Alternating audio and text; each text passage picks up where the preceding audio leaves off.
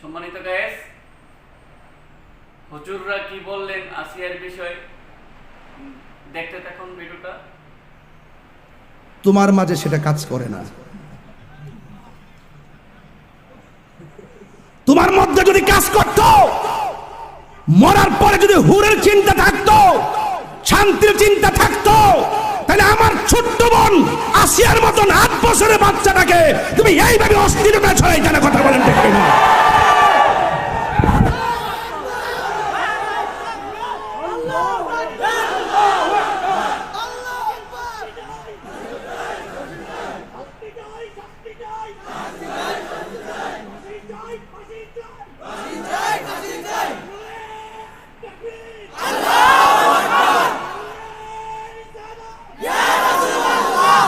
আমি লজ্জিত, আমি বাকরুদ্ধ, জাতি আজ স্তব্ধ। আসিয়া আজকে চলে গেল কবরে, আর দর্শক করে বাংলাদেশের আলো বাতাসে। এটা হতে পারে না, এটা হতে পারে না, এটা হতে পারে না। কথা বলেন, হাত তুলে বলুন, হাত তুলে বলুন, ঠিক না বলেন? আল্লাহ পাক পৃথিবীর আসিয়াদেরকে সুখে রাখুক, আল্লাহ পাক আসিয়াদেরকে সুখে রাখুক, আল্লাহ পাক আসিয়াদেরকে নিরাপদে রাখুক। এই জন্য বলছি, তোমার জন্য পারি না।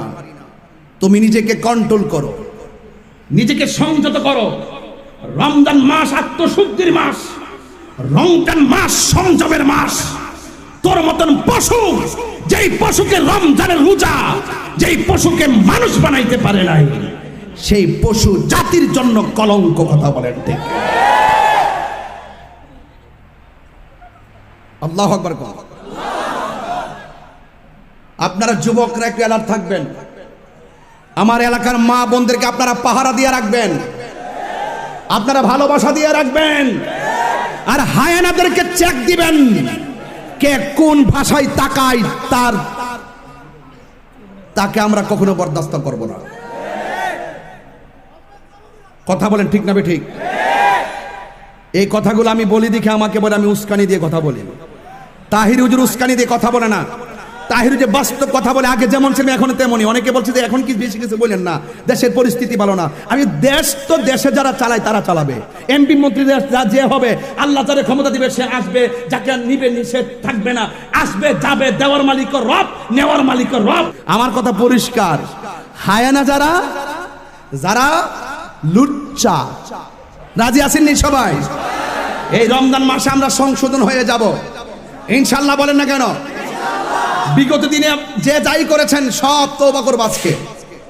আমরা আগামীর দিনে কখনো বিপথে যাব না ইনশাআল্লাহ। কোনো মা বোনদেরকে ডিস্টার্ব করব না, আমাদের ছোট্ট খুকুমনিদেরকে আমরা ডিস্টার্ব করব না। চরিত্রকে ঠিক রাখতে হবে। এই রমজান আসছে আপনাকে আত্মশুদ্ধি করার জন্য। কথা বলেন ঠিক কিনা? যা হবার হয়ে গেছে, আর যেন ইনশাআল্লাহ বলেন ইনশাআল্লাহ। আমি আজকে ফেসবুকে দিয়ে দিছি, গত পরশু দিনও দিয়ে দিছি, যে অনতি বিলম্বে ওরে বাইতুল মুকাররমে যেখানে পাক আসিয়ারা যে বিদায় করছে, যেখানে পাক তার আইনা বাইতুল মুকাররমের সামনে আইনা একটি উত্তম মাধ্যম দেওয়া হোক, তইলে কলজাটা একটু ঠান্ডা হইব। তাহলে এই পশুকে আমরা সহ্য করতে পারবো না। কথা বলেন ঠিক না বেঠি? এই পশুর আড়ালে আরো বহু পশু আছে।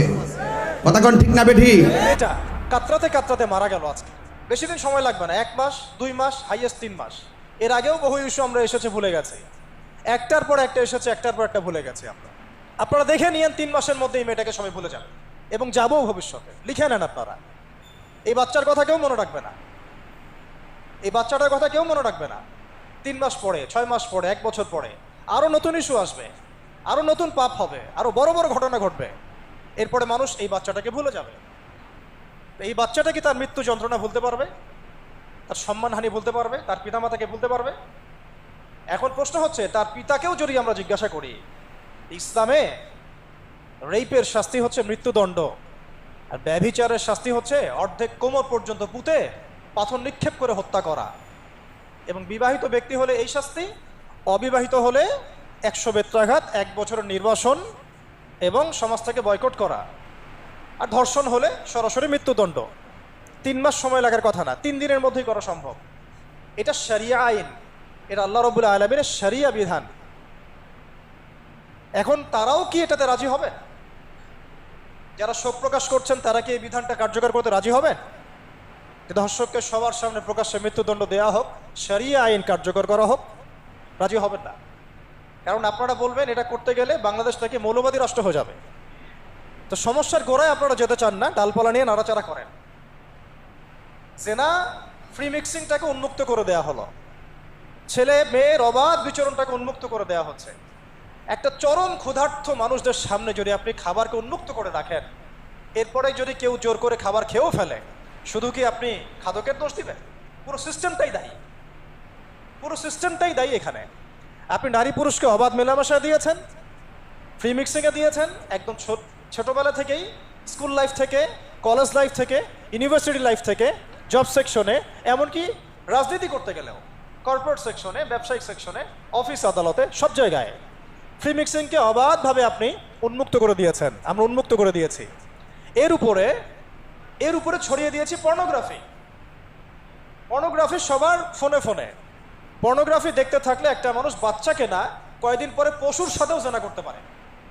যদি সামনে দেখেন যে মানুষ পশুর সাথে জেনা করেছে, আপনারা অবাক হতে পারেন, আমি অবাক হব না। কারণ পর্নোগ্রাফি মানুষকে পশুর সাথেও জেনা করতে শেখাবে, বাচ্চা তো কিছুই না। এর উপর আছে বিবাহ বহির্ভূত সম্পর্ক, ব্যভিচার, জিনা, ফ্রি মিক্সিং, ভ্যালেন্টাইন্স ডের মতো দিবসগুলো পালন করে ছেলে মেয়ের অবাধ মেলামেশা। আর এই জেনাগুলোকে আমরা বলছি কাছে আসার গল্প, যেখানে ওর উপরে 100 বেত্রাঘাতের শাস্তি অলরেডি মজুদ হয়ে গেছে। আর কতগুলো যে জেনা হয়েছে এটা তো আল্লাহ পাক ভালো জানেন। একটা দুইটা তো করে নাই, একটার পর একটা চেঞ্জ করেছে। বিবাহিত ব্যক্তি পর্যন্ত অন্যের স্ত্রীর সাথে জেনা করেছে। আর এটা তো ধর্ম তো অনেক বড় বিষয়, ধর্ম তো অনেক বড় বিষয়। এটা তো মানবতা বিরোধী অপরাধ, এটা তো একটা মানবতা বিরোধী অপরাধ। এখন সমস্যা কি এক কেন্দ্রিক? এটা বহুমুখী সমস্যা। ফ্রি মিক্সিং রেখেছেন, পর্ন চালু করে দিয়েছেন, এবং সবচেয়ে বড় কথা এর শরঈ বিচারটুকু নিশ্চিত হচ্ছে না। তাহলে সমাজের মধ্যে এগুলো কমবে না বাড়বে? সিম্পল, সমাজের মধ্যে এগুলো বাড়বে।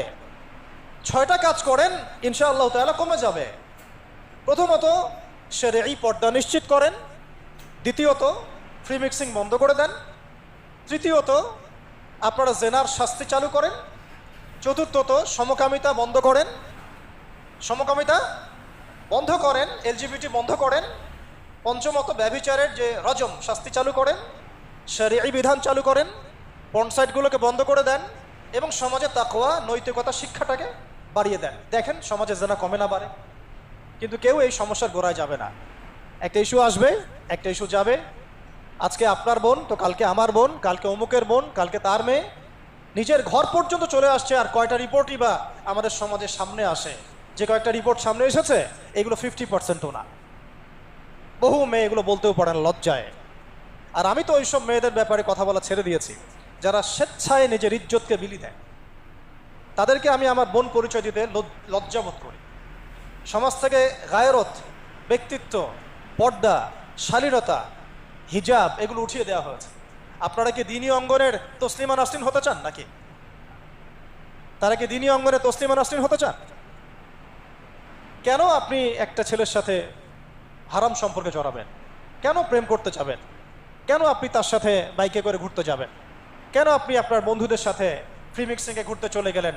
3 দিনের রাস্তা, 7 দিনের রাস্তা, 10 দিনের রাস্তা, অথচ আপনার উপর হজও ফরজ না মাহারাম ছাড়া। না আপনি পর্দা মানছেন, না মাহারাম মানছেন।